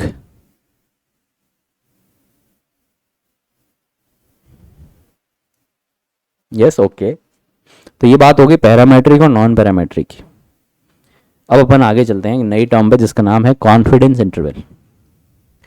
तो कॉन्फिडेंस इंटरवल जैसा मैंने अभी आपको स्टैंडर्ड डेविएशन में कहा था कि 95% डेटा आपका +-2 स्टैंडर्ड डेविएशन में लाई करेगा, 68% डेटा आपका लाई करेगा +-1 में, 99% लाई करेगा +-3 में। तो ये +-3 अकॉर्डिंग टू स्टैंडर्ड डेविएशन था। बट अब अपन बात कर रहे हैं कॉन्फिडेंस इंटरवल की। कॉन्फिडेंस इंटरवल वो रेंज होती है जहां पे आपका डेटा लाई करेगा। जैसे मैं बोलूँ 95% डेटा मेरा इससे इस रेंज में लाई करेगा। आप एक स्कूल में गए, 10th क्लास को आपने कंपेयर किया हाइट, बच्चों की हाइट पे, तो आपने बोला कि एवरेज हाइट जो है वो 5.8 है, 5 फीट 8 इंच है। तो आपको एक कॉन्फिडेंस इंटरवल देनी है कि 95% बच्चे किस हाइट के होंगे। तो आप क्या बोलोगे कि इट कैन बी 5'4" से लेके 6'2" तक, इसके अंदर मेरा 95% बच्चे आ जाएंगे। तो ये कॉन्फिडेंस इंटरवल होती है, मतलब आप कॉन्फिडेंट हो कि इसके बीच में ही सारा 95% डेटा आएगा। So it is a mathematical statement relating the sample mean to the population mean. तो आपने जो मीन निकाला वो एक इंडिविजुअल का हो गया, किसी की होगी 5'8" हाइट जो मीन के इक्वल होगी, बट सबकी ऐसी नहीं होगी। So a confidence interval will give you a range of values about the sample mean within which there is a given probability that the population mean will lie. तो obviously जो भी मेरी range आएगी वो मीन वैल्यू से क्या होगी, +- ही होगी, या तो ज़्यादा होगी या उससे कम होगी। ये 2 रेंज हो सकती है। तो इसलिए कोई भी पॉपुलेशन की मीन जो है वो सैंपल मीन से +- एक फॉर्मूला लगता है ZS/√n। ये सिंपल सा फॉर्मूला होता है कॉन्फिडेंस इंटरवल के लिए। Sample mean is always equal to the, population mean is always equal to the sample mean +- Z value जो कि काम आती है टेस्ट करने में, S/√n जिसको अपन स्टैंडर्ड एरर कहते हैं। यहाँ पे S स्टैंडर्ड डेविएशन है और N is the number of observation है। तो स्टैंडर्ड डेविएशन क्वेश्चन में गिवन होगा, नंबर ऑफ ऑब्जर्वेशन भी गिवन होगी, Z वैल्यू आपको याद रखनी है एंड मीन आपको गिवन होगी। तो आप पॉपुलेशन मीन निकाल सकते हो। तो मतलब आप एक रेंज बता सकते हो कि भाई इस रेंज में कितने स्टूडेंट आएंगे या क्या होगा। So the relationship between 2 mean is expressed in the term of standard deviation of the data set and the square root of the number of values in the data set is known as students t test. तो इसी को अपन student t test कहते हैं। तो अगर कोई पूछ ले स्टूडेंट का टी टेस्ट क्या होता है, तो उसमें ये फॉर्मूला लगता है लास्ट में। कैसे यूज करते हैं, क्वेश्चन पढ़ते हैं। We measure the height of 40 randomly chosen man. तो 40 क्या है मेरा, अगर मैं ये फॉर्मूला लिखूं plus minus Z of S upon under root N, तो यहाँ पे 40 क्या है मेरा, म्यू इज इक्वल टू 40 क्या हो गया मेरा, एन हो गया मेरा, तो under root 40 and get a mean height of 175 centimetre. तो ये मीन हाइट कितनी होगी, 175 होगी, जो कि क्या होगी x bar, with a standard deviation of 20 centimetre. तो यहाँ पे आ गया 20। द 95% कॉन्फिडेंस इंटरवल इज, तो अब यहाँ पे वैल्यूज याद रखनी होती है, हमेशा रखना कि z वैल्यू 95% के ऊपर आएगी 1.96, that is approximately equal to 2। याद है आपको, स्टैंडर्ड डेविएशन का प्लस माइनस 2 कितना होता है, 95% डेटा होता है। स्टैंडर्ड डेविएशन का प्लस माइनस 3 कितना होता है, 99% होता है। कितना है 99, कितना है अप्रोक्सीमेटली 3 ऑन एवरेज। तो आप इसको 3 नहीं बोल के इसको 2.5 बोलते हैं एक्चुअल में। और स्टैंडर्ड डेविएशन का प्लस माइनस 1 कितना होता है, 68% होता है, बट 68 तक क्वेश्चन जाता नहीं है, 90 या फिर 95% पे ही क्वेश्चन आते हैं। इसलिए 95 अगर है तो वैल्यू याद रखना 1.96, तो आपको यहाँ पे लिखना है 1.96, कैलकुलेट करोगे तो आंसर आ जाएगा। तो कितना आएगा गाइस, 175 प्लस माइनस कितना आएगा, इसको सॉल्व करो, अंडर रूट 40, अंडर रूट 36 होता है 6, और अंडर रूट 42 होता है 7 का, तो इसका आंसर आएगा 6.3। तो 20/6.3 कितना होगा,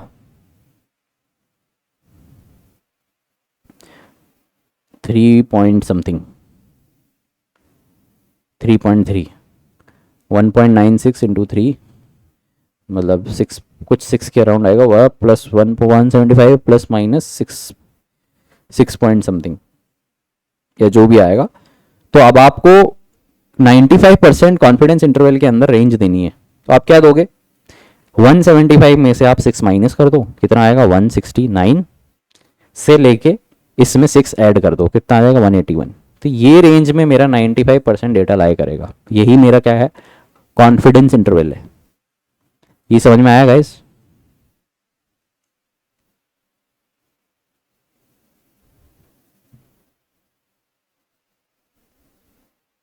सभी को?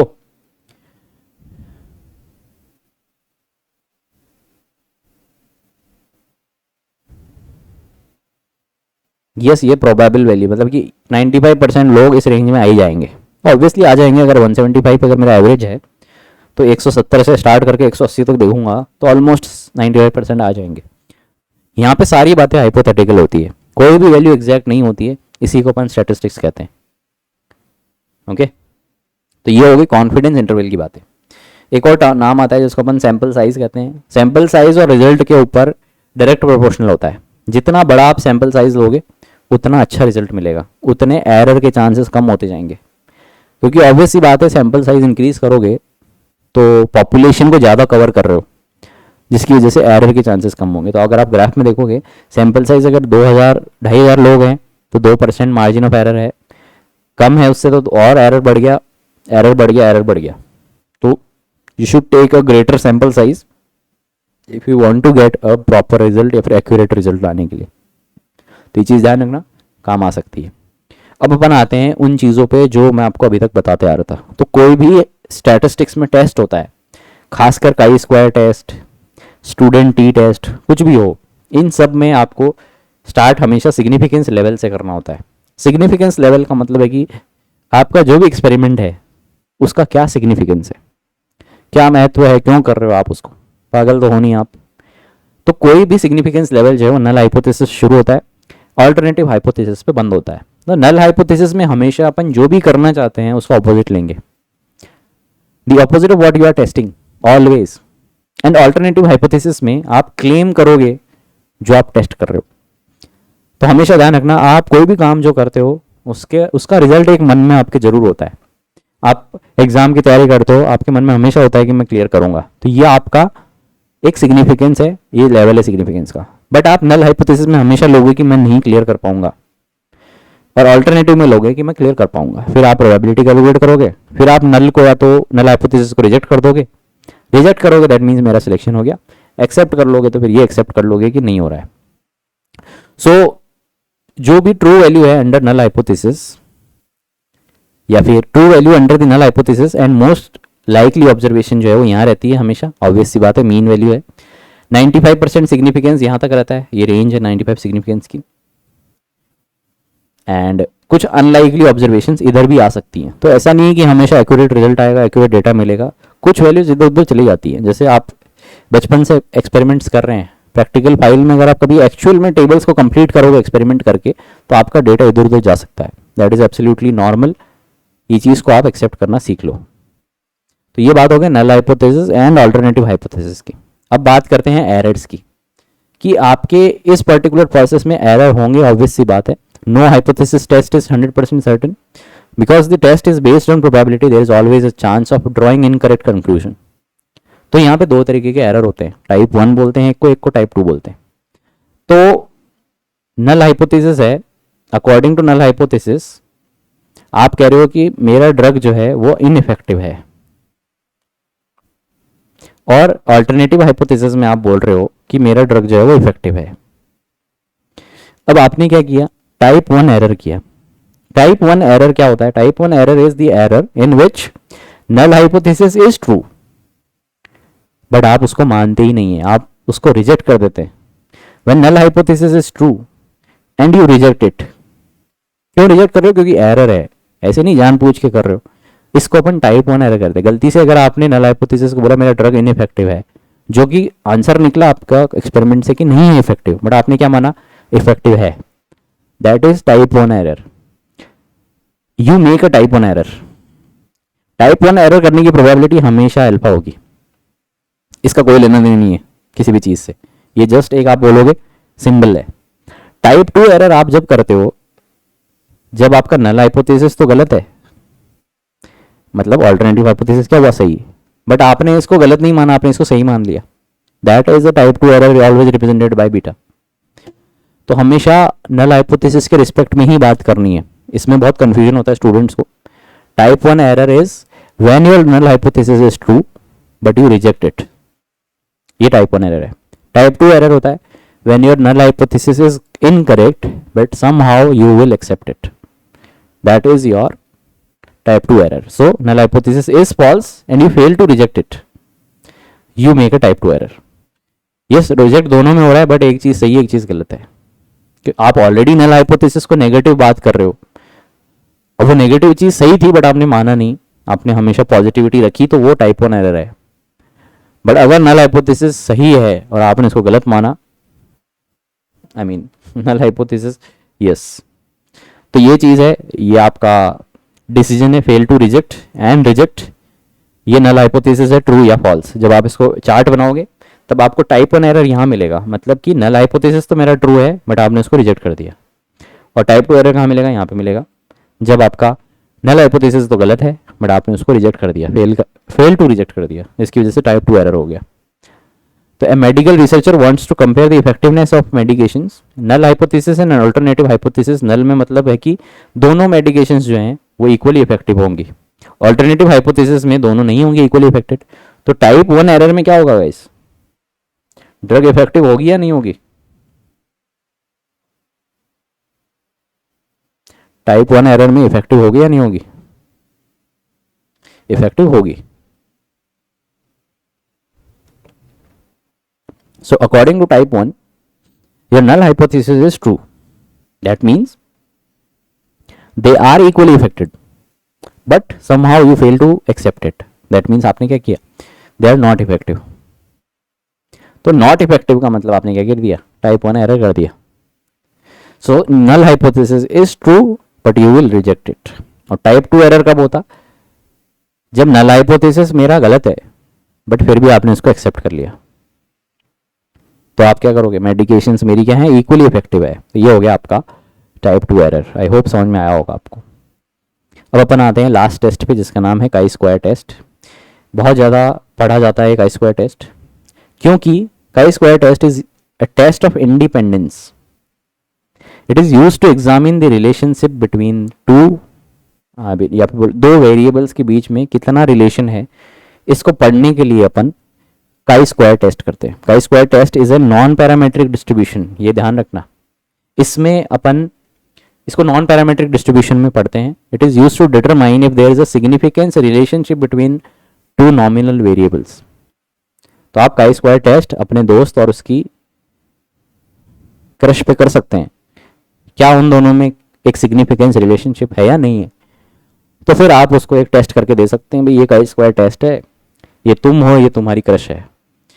लास्ट में आप क्या करोगे कि नहीं नहीं तुम्हारा नहीं हो सकता, यस कंपैटिबिलिटी है या नहीं है। तो it is used to determine if there is a significant relationship between two nominal variables or not.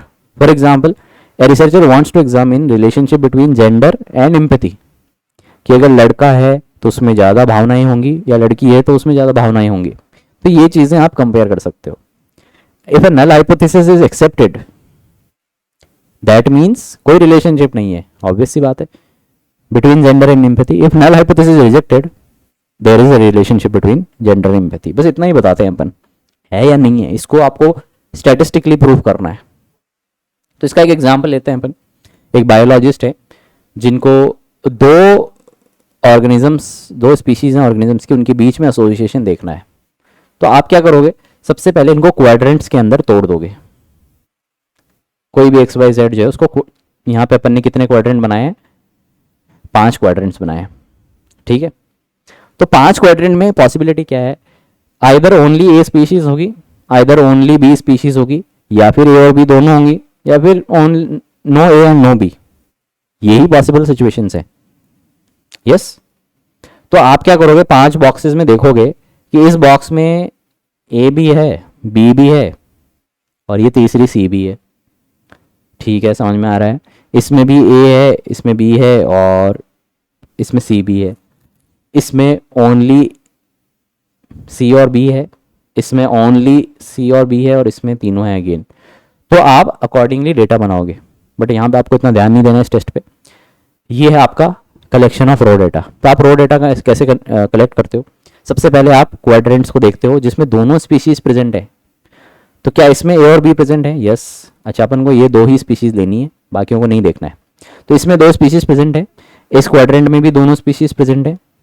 इस क्वाड्रेंट में जब आप देखोगे तो बी तो है बट ए नहीं है, ध्यान से देखो। बी कौन सी है, ये वाली। ए कौन सी है, ये वाली, बट ये इधर है, ये वाली इधर है, इस क्वाड्रेंट में नहीं है। तो ओनली बी है यहाँ पे। इसमें देखोगे ओनली ए है, बी नहीं है, और इसमें ए और बी दोनों है। तो इस तरीके से आपने क्वाड्रेंट में डिफाइन कर दिया कि कौन से में क्या है और कौन से में नहीं है। आप टेबल बनाओगे, इस टेबल में आप ऑब्जर्व नंबर ऑफ क्वाड्रेंट्स लिखोगे स्पीशीज का। तो यहाँ पे स्पीशीज ए है, यहाँ पे बी है। Present and absent, present and absent. तो स्पीशीज ए भी है और बी भी है, कितने क्वाड्रेंट में है, 1 में, 2 में, 3 में। तो आप क्या लिखोगे, दोनों में प्रेजेंट है 3, एक प्रेजेंट एक एब्सेंट 1 में, एक प्रेजेंट एक एब्सेंट 1 में। इतनी है टेबल।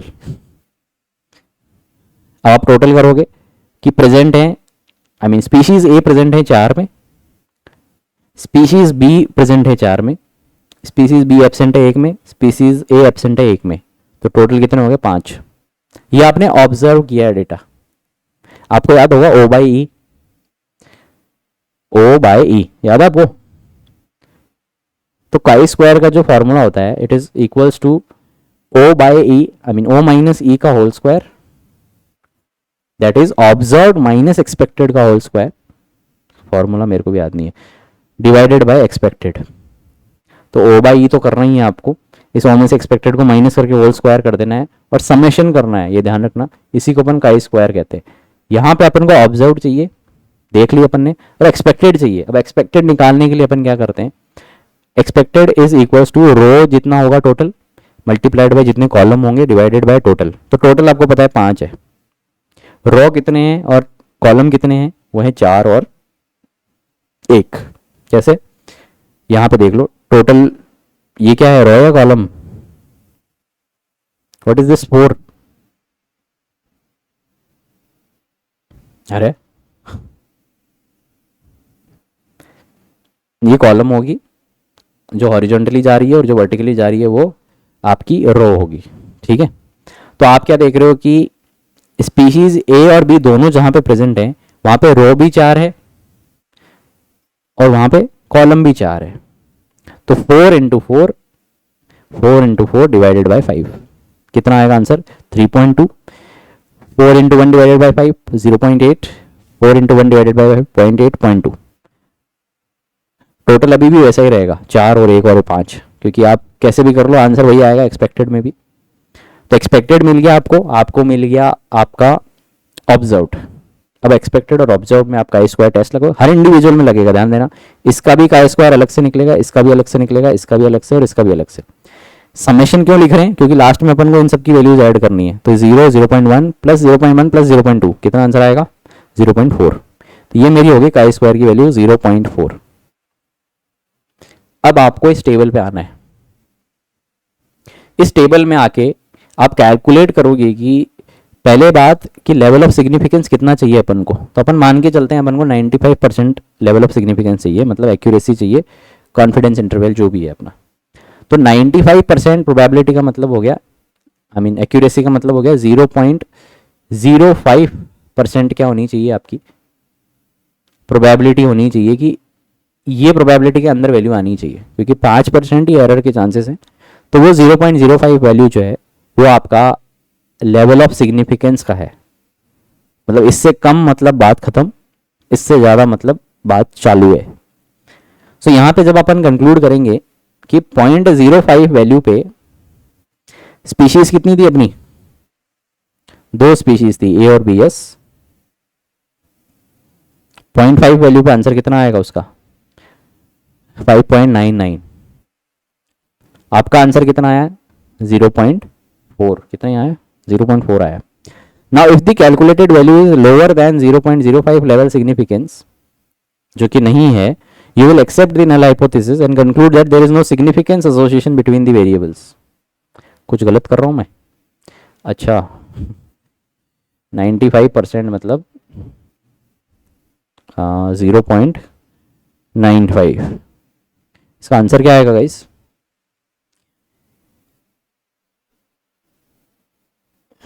ओके मैंने इसको देखा नहीं। Probability of larger value of chi-square आपकी वैल्यू आ रही है 0.4, फ्रीडम अपना 2-1 ही है, दैट मीन्स इससे कम वैल्यू आनी चाहिए। और लोअर वैल्यू है 0.4 से, तो दैट मीन्स कोई एसोसिएशन नहीं है। 0.4 इज लेस देन 5.9।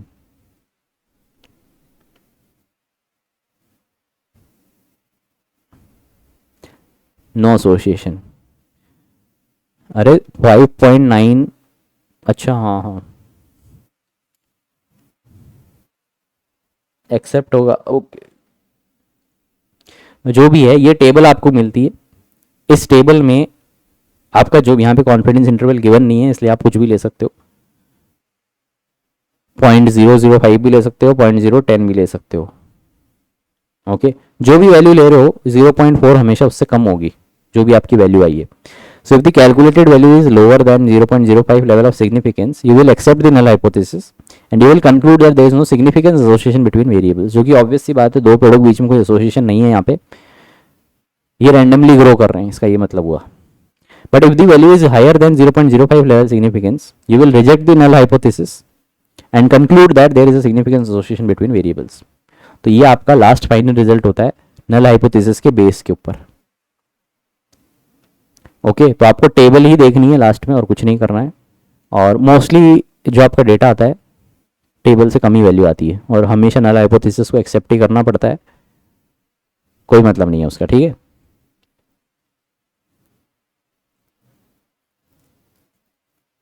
नहीं इसमें क्या यूज़ करते हैं आई विल टेल यू बाद में, अभी मैंने भी चेक नहीं किया है कि, क्योंकि मैंने ये लास्ट किया था जब कॉलेज में किया था, अब याद नहीं है, 4 साल पुरानी बातें। बट आपको पहले ऑब्जर्व्ड और एक्सपेक्टेड निकालना आना चाहिए, टेबल को बनाना आना चाहिए, एग्जैक्ट वैल्यू तक आ जाओ, टेबल पढ़ना बाद की बातें हैं, ओके। ये टेबल अलग लग रही है, यस वही चेक करने के देखूंगा, सो चेक करूंगा मैं,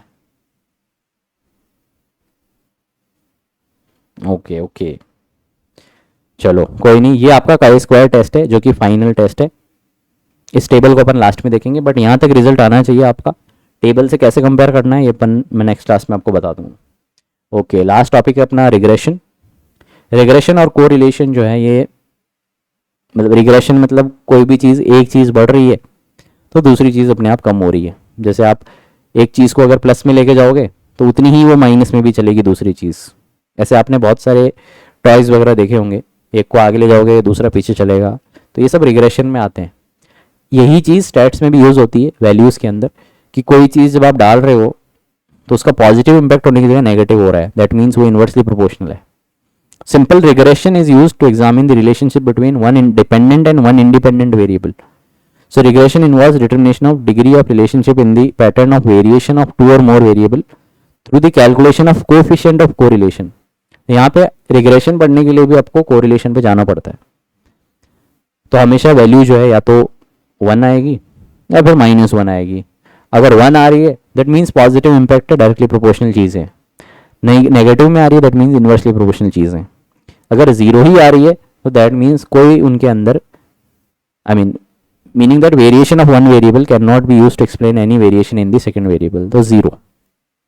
The basic assumptions of these analysis are that response and predictor variables are normally distributed and that the relation between them is linear, that is in a straight line. तो straight line का मतलब हो गया कि अगर आप ऐसा graph बना रहे हैं और कोई वैल्यू इस तरीके से बढ़ रही है तो वो उसका जो काउंटर अटैक होगा वो इस तरीके से होगा। दैट मीन्स यहाँ पे एक कोरिलेशन है, ये +1 में जा रही है तो ये -1 में जा रही है, लीनियर है ये चीज़ें। ओके, और कोरिलेशन मोस्टली एसोसिएशन को ही देखते हैं अपन, जबकि रिग्रेशन अपन ऑपोजिट चीज़ों को देखते हैं। सो ये पैरामेट्रिक में अपन पियर्सन यूज़ करते हैं, नॉन पैरामेट्रिक में कोरिलेशन टेस्ट करने के लिए अपन स्परमैन यूज़ करते हैं। The most common correlation is the Pearson product that measures the strength of linear association between variables. The sign and absolute value of Pearson describes the direction and magnitude of the relationship. तो कोई भी चीज़ positive भी हो सकती है, negative भी हो सकती है। अगर मैं बोलूँ ये 1 में है प्लस में, तो दूसरे की वैल्यू वही -1 हो सकती है।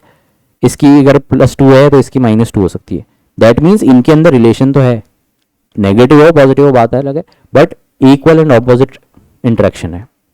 So value of correlation can range between -1 and 1. The greater the absolute value, the stronger is the linear relationship. तो जितना वैल्यू सेम आ रहा है उतना ही अच्छा रिलेशन है। The stronger relationship is indicated by a correlation coefficient -1 or 1. Weaker is indicated by 0. A positive correlation means एक बड़ा हो रहा है तो दूसरा उससे भी ज़्यादा बड़ा हो रहा है। जैसे अपन स्क्वायर की बात करते हैं, मैं बोलूँ कि x 1 था, एक और वैल्यू है जो स्क्वायर में चलेगी, तो जब ये 1 होगा तब ये भी 1 होगा, जब ये 2 होगा तब ये 4 हो जाएगा। तो ये पॉजिटिव कोरिलेशन है। नेगेटिव का मतलब एक 1 है तो एक -1 हो जाएगा, बट हमेशा इक्वल मैग्नीट्यूड से होगा। Keeping in mind that Pearson correlation is only measures linear relationship, therefore correlation of 0 does not mean 0 relationship. It rather means कि 2 वेरिएबल्स जो हैं वो स्ट्रॉन्ग लाइन में तो चल रहे हैं बट ऑपोजिट डायरेक्शन में चल रहे हैं एट द सेम टाइम, क्योंकि +1 और -1 कितना होता है, 0 होता है। बट इसका मतलब ये नहीं कि इनमें कोई रिलेशन नहीं है, इनमें रिलेशन है, इक्वल एंड ऑपोजिट है, इसलिए अपन उसका कोरिलेशन 0 निकल जाता है। तो यही चीज़ यहाँ बताइए कोरिलेशन में। टेबल सही है ये। अब इस टेबल में कौन सा डेटा लेना है, 0.05 लेना है या 0.95 लेना है, ये आप देख लेना, कोई भी ले लो, दोनों में वैल्यू जो है आपकी नल हाइपोथेसिस रिजेक्ट ही होगा, जो भी आंसर आएगा। ओके, यही लेते हैं, यस, जहाँ तक मेरे को याद है। बट जो भी है नल हाइपोथेसिस को एक्सेप्ट करना ही पड़ेगा, कोई रिलेशन नहीं है उन दोनों में। ओके, तो ये थी अपनी स्टैटिस्टिक्स। आई होप कि कोई डाउट्स है नहीं आपको, so I will sign off now. Thank you very much, see you all again tomorrow at 5 PM. Till then, good night, take care.